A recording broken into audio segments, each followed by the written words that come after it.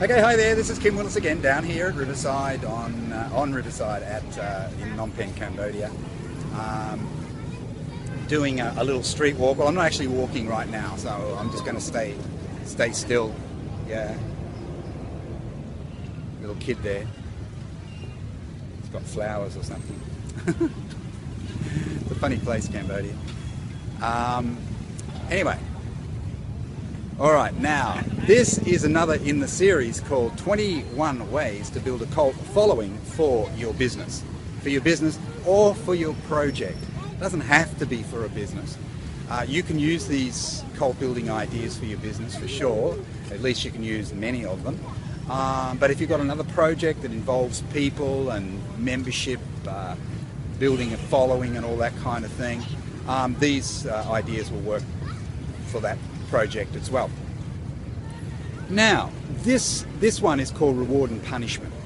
Now, it's a bit of a follow-on from an earlier point or a mini lesson, which is called the Ultimate Reward. And the Ultimate Reward is the primary purpose that people are joining you. Okay, maybe they want financial independence. You've got some sort of a program that can help them gain it.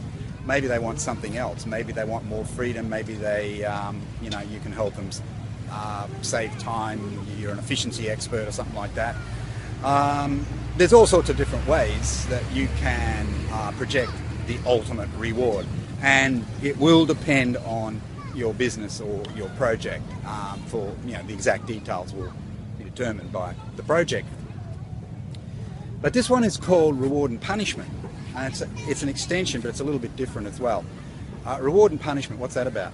Well,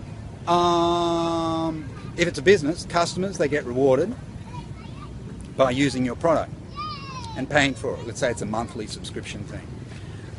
If they stop subscribing, you're going to withhold benefits, aren't you? That's a kind of a punishment. It's a benefit withdrawal strategy, and that's of course to be expected. Everybody expects that. If they don't pay their dues, they're going to be punished in inverted commas, or they're just going to not receive the product anymore or the benefits of the product. If it's an online product, software or something like software or something like that, they're not going to have continuing access. But taking the idea further, let's say you're building a movement. Okay, you're building a movement. It may or may not have a commercial intent. There could be a customer thing at the back end of that movement. Let's say it's a Facebook group, for instance. Reward and punishment. Rewards could be that they get acknowledged. It could be a psychic reward. They get lots of acknowledgement. They get thanked for posting good comments and content in your group, something like that. But if they behave badly, well, they get punished. Ultimately, they're going to get excluded from the group, or you could just call them out and embarrass them within the group, right? That's a kind of a punishment, isn't it? Because nobody likes to be embarrassed in front of other people. And I've got to tell you, I do this, and it does work. It does put a curb on bad antisocial behaviour. It does, and I have remarkably few problems in that regard because people have they got the idea that I don't tolerate it. All right. If you're building a community or a non-profit group or something like that, you could have a reward and punishment type of scenario in there, or a plan. Right. You reward them. It could be through acknowledgement. It could be through material. It could be material items. It could be money. It could be a gift, a prize, or something like that. Continuing access to your tribe, to your cult. Punishment, they get excluded. And if they see, if they believe that involvement with you is a good thing, it's a worthwhile thing, it's something worth having, they're not going to want to be punished. They're not going to want to be excluded, kicked out, or put on probation for a month, something like that. See? Bad behaviour gets punished. Good behaviour gets rewarded. That's what happens. That's how it works in the big bad world out there. Okay? So you may not punish them immediately. You could give them a warning.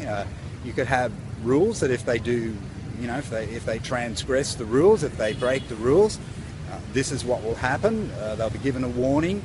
one time, and if they do it again, they're out.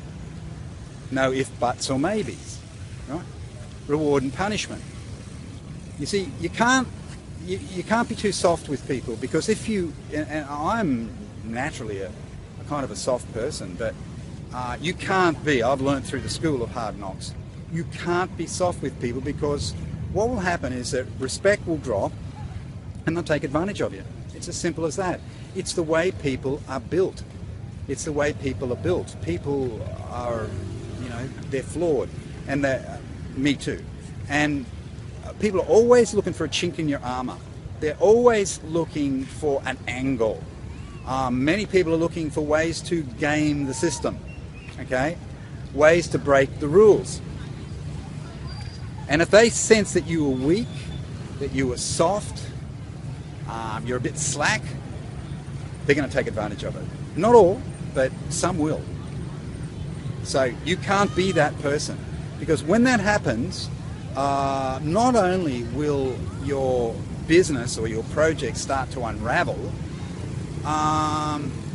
you will have less respect. You'll command less respect, and without respect, you can't get people to do what you want them to do. You can't take them to a higher level. You can't lead them to the promised land, so to speak. You can't do any of those things, because you no longer command respect. It's a tough leadership lesson to learn. It really is.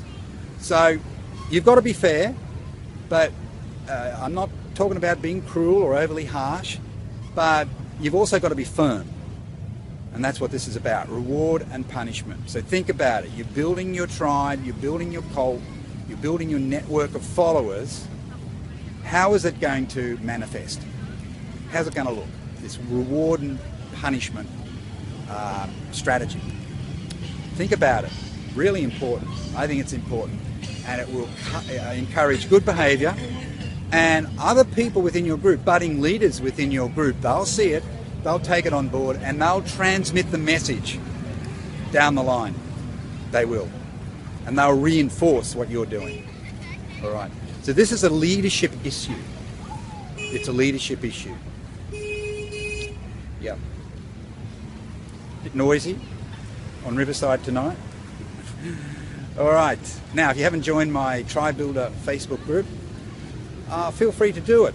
It's one of the groups that I control and manage, and this is a nice little group. It's got a degree of intimacy about it, and make a request to join, and if we approve you, you can get involved. It's a giving group, it's a sharing group, it's a caring group, so that's the basis by which we operate. Okay, take it on board. No tricks, no breaking the rules. Okay, it's called the Tribe Builder Community. Kim Willis, bye for now.